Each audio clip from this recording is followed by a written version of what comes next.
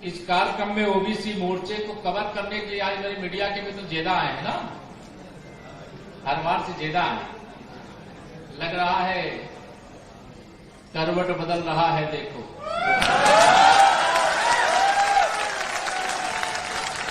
ये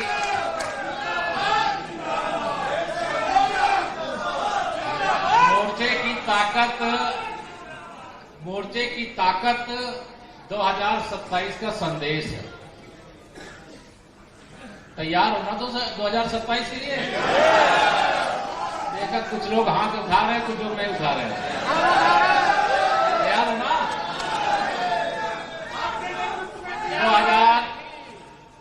2027 की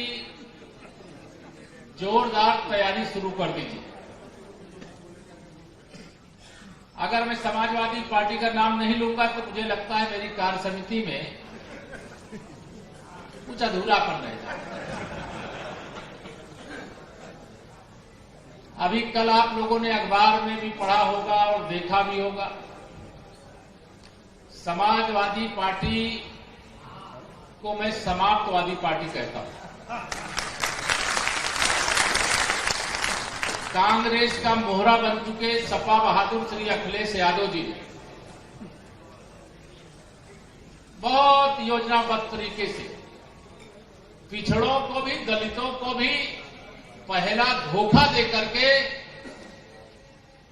अपने पतन की उन्होंने शुरुआत कर ली। श्री माता प्रसाद पांडे जी नेता प्रतिपक्ष बने, मैं तो उनको बधाई देता हूं, लेकिन अखिलेश यादव जी की असलियत सामने आई कि नहीं आई? तो अखिलेश यादव जी को यह पता रहना चाहिए कि उनके बारे में किसी को कोई भ्रम नहीं है।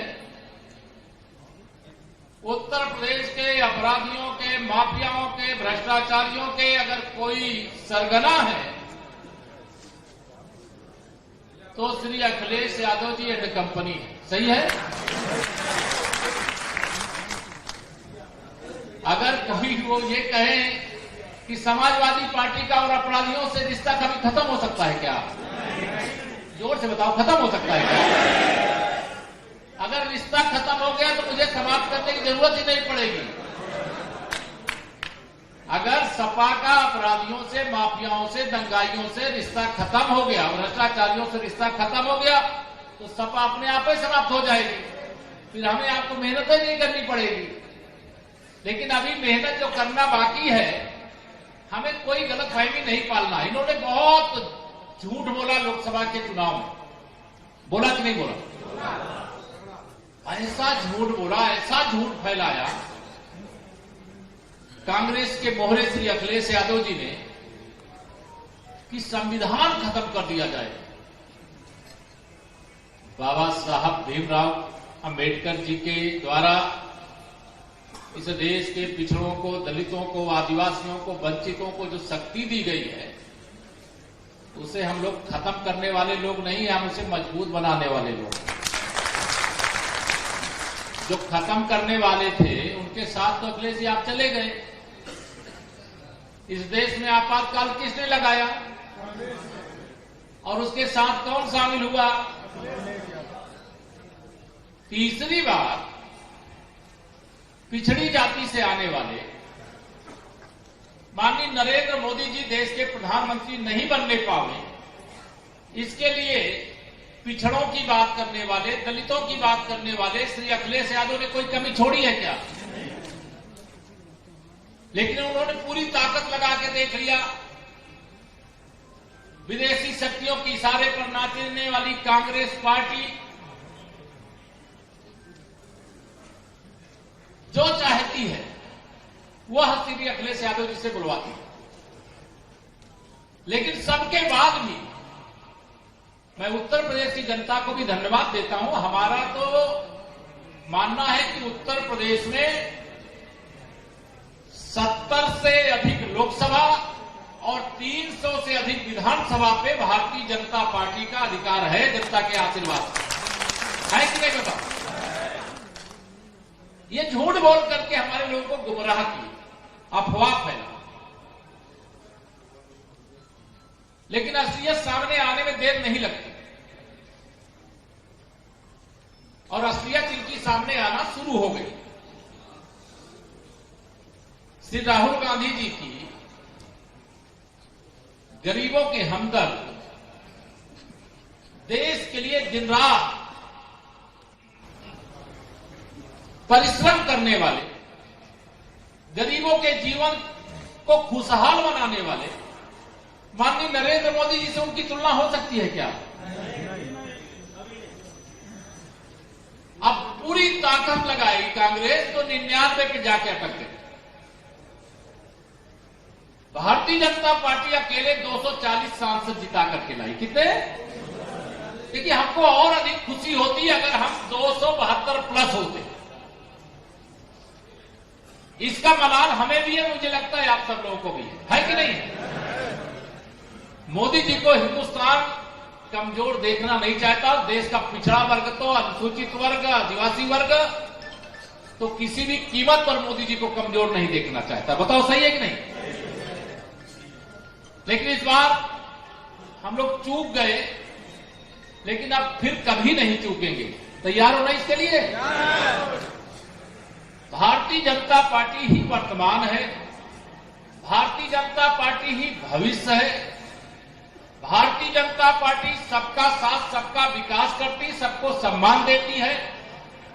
अन्यथा न तो केशव प्रसाद मौर्य उप मुख्यमंत्री के रूप में यहां पर आपके बीच में होता और न नरेंद्र कश्यप जी ओबीसी मोर्चे के प्रदेश अध्यक्ष और प्रदेश सरकार के मंत्री, दोनों जिम्मेदारियां हैं कि नहीं है? तो आज ओबीसी वर्ग का जो इतना जबरदस्त प्रतिनिधित्व मिल रहा है, अगर यह प्रतिनिधित्व जब समाजवादी पार्टी उत्तर प्रदेश के अंदर हैसियत में थी उस समय देती, तो क्या भारतीय जनता पार्टी सपा की सरकार रहते हुए 73 लोकसभा सीटें 2014 में जीत पाती क्या? अगर इन्होंने पिछड़ों का हक 2012 से 2017 के बीच में दिया होता तो क्या 2017 में हम अपने गठबंधन के साथियों के साथ 325 विधायक जिता पाते क्या? 2014, 2017, 2019, 2022 जीत का चौका लगा चुके हो और 5वीं जीत भी ठीक है, थोड़ी सीटें झूठ बोल करके, गुमराह करके, इसलिए ये दल ले गए क्योंकि हम लोगों ने जो मेहनत करनी चाहिए थी, अति आत्मविश्वास में कई बार हम फंसे हैं, ये मैं मानता हूं,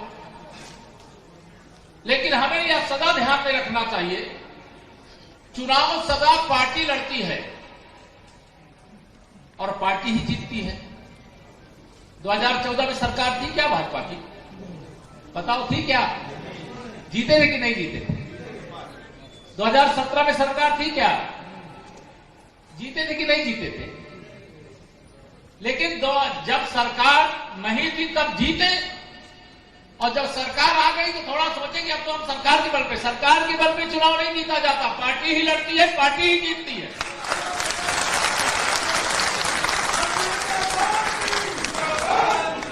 इसलिए अब 2024 में जो चूक हुई उसको भूल करके 2027 में पार्टी की ऐतिहासिक विजय का, 2017 का भी रिकॉर्ड तोड़ने का लक्ष्य लेकर के अपने अपने जिले में, अपने अपने विधानसभा क्षेत्रों में, अपने अपने कार्य क्षेत्रों में डट जाने का काम करिए। तैयार हो?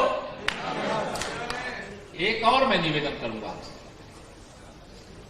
समस्याएं बहुत सारी होती है, मैं जानता हूं, उसका आंकड़ा मुझे पढ़ने की जरूरत नहीं, क्योंकि कई कार्य समिति की बैठक में पिछड़े वर्ग के लिए भारतीय जनता पार्टी की डबल इंजन सरकार ने क्या क्या किया है वो बताने की आवश्यकता नहीं। सब लोग जानते हो ना? वो सब जानते हो, इसलिए उसको आपको नीचे बताने का काम करना है। लेकिन अभी तो ये एक झांकी है, अभी तो बहुत कुछ बाकी है। इसलिए आप सबसे मैं यही निवेदन करूंगा कि 2027 के विधानसभा चुनाव की तैयारी में डट जाइए, जुट जाइए। अभी बीच में उपचुनाव भी आने वाला है। उपचुनाव में पूरा प्रदेश उसका हिस्सा नहीं है। 10 विधानसभा सीटें हैं। जो मैंने अभी कहा कि श्री अखिलेश यादव जी लोकसभा के चुनाव में झूठ बोल करके कुछ सीटें हमसे ज्यादा जीत लिए हैं, तो गुब्बारे की तरफ फूल गए। सही है कि नहीं? अब गुब्बारे की हवा निकलते कितनी देर लगती है? अपने आप भी निकल जाती है। तो हवा निकालोगे कि नहीं? देख लेना, क्यों ना हाथ में उठाना है, पसीना बहाना है, सब लोग तैयार हो ना? पूरी तैयारी से जाओ। देखो, जनता को कहीं ना कहीं जितना पीड़ा हम सबको 70 से कम सीटें हम लोग जिता पाए, जितनी पीड़ा यहां मंच वालों को है, मंच के सामने वालों को है, जो मंच से भी ऊपर बैठे ऊपर वाले उनको है, उससे कम पीड़ा जनता को नहीं। बताओ सही है कि नहीं? आप लोग जाते हो तो लोग पछता रहे कि नहीं पछता रहे? तो अब समाजवादी पार्टी को समाप्तवादी पार्टी बनाने के लिए, गुब्बारे की हवा को निकाल बाहर करने के लिए अभी बहुत कुछ हम लोगों को करने की जरूरत नहीं है। आजकल मैं सुना हूं, पता नहीं ब्रजेश भाई को तो ज्यादा हमारे मालूम रहता है, माननीय पाठक जी को पता चला चाचा पुपलाए बैठे अखिलेश जी के।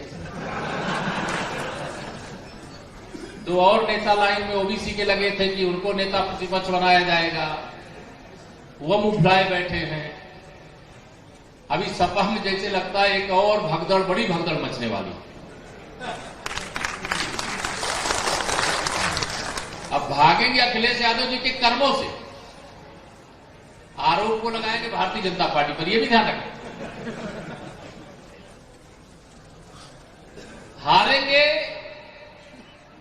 समाजवादी पार्टी के लोग तो अपने कारनामों के कारण, लेकिन आरोप लगाएंगे भारतीय जनता पार्टी पर।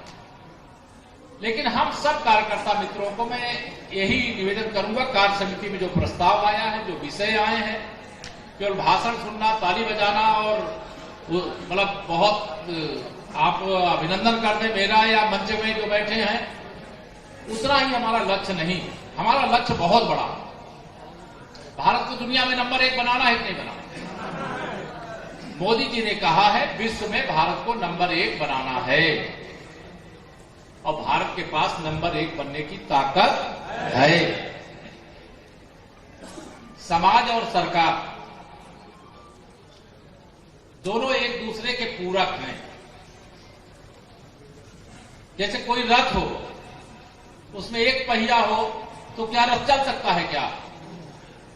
लेकिन अगर रथ में दोनों पहिए लगे होंगे, संगठन और सरकार दोनों मिलकर के, और स्पीड से हम लोग आगे बढ़ जाएंगे। आजकल ये सब हमारे मीडिया के मित्र बड़ा फोकस किए रहते, केशव जी काम बोला था।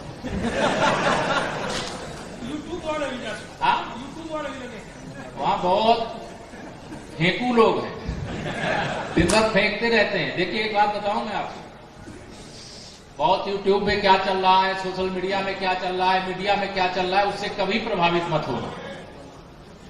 क्योंकि भारतीय जनता पार्टी में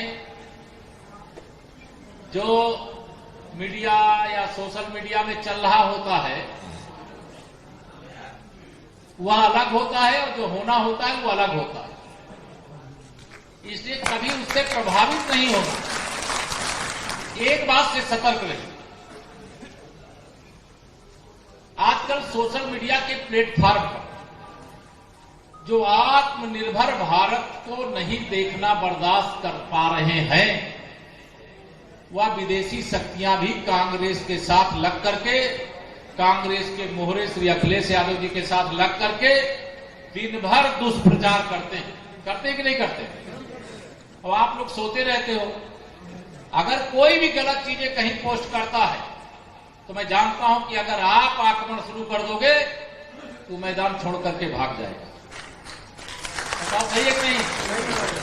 जब आप कुछ चीज पढ़े, वो झूठ फैलाते हैं। अगर झूठ फैलाने लगे कि संविधान खत्म हो जाएगा, बताओ कभी जो यहां सब हमारे पढ़े लिखे योग्य लोग बैठे हो, कोई भी संविधान खत्म कर सकता है क्या? और कह रहे संविधान खत्म कर देंगे। कोई आरक्षण खत्म कर सकता है क्या?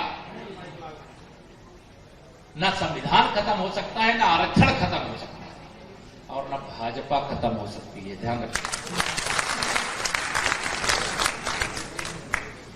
लेकिन वो दुष्प्रचार करते हैं और हम उनके दुष्प्रचार का अगर मुकाबला नहीं करेंगे तो सोशल मीडिया का प्लेटफॉर्म एक ऐसा प्लेटफॉर्म है जिस प्लेटफॉर्म के माध्यम से आजकल बहुत सारे गांव में जो थोड़ा भी पढ़े लिखे सबके पास स्मार्टफोन तो है ही है ना। अब आज अभी बहुत सारे लोग फोटो खींचते हो, जैसे फोटो खींचे डाले क्यों, उतने से काम नहीं चलेगा। अखिलेश यादव जी क्या पोस्ट कर रहे हैं और उनके गैंग के लोग क्या पोस्ट कर रहे हैं, उस पर नजर रखो।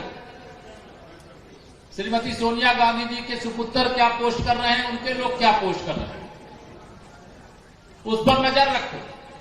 और उसमें सही कमेंट क्या हो सकता, वह कमेंट करने में देरी मत लगाओ।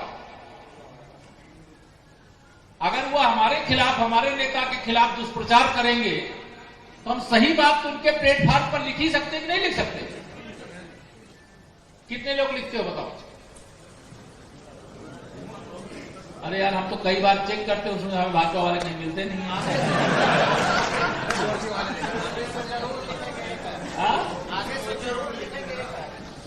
देखिए विनोद जी आप लोगों को बचाव कर रहे हैं, कह रहे हैं आगे जरूर लगेंगे, अभी तक नहीं लिखते थे। हमें सदा ध्यान रखना है, हमें भाषा की मर्यादा का ख्याल रखना है, ध्यान रखना है। हम कभी भी गलत शब्दों का प्रयोग नहीं करेंगे, लेकिन जो सही बात है वह बात जरूर कहेंगे। अगर इनके कारनामे खराब नहीं होते देश में, अगर कांग्रेस की अगुवाई वाली सरकारों के, तो क्या मोदी जी के नेतृत्व में देश में भारतीय जनता पार्टी की सरकार बनती क्या?